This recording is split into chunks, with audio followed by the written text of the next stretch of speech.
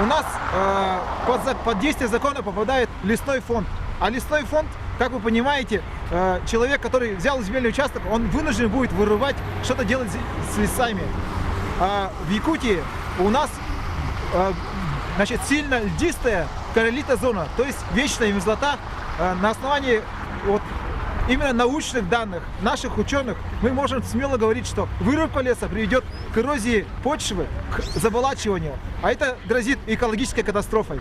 Но мы считаем все-таки, что земельные участки надо будет, конечно же, таким образом раздавать, но при этом дать возможность местным жителям республики в первую очередь оформить, поставить на кадастровый учет свои земельные участки, которые им достались от своих отцов, от дедов.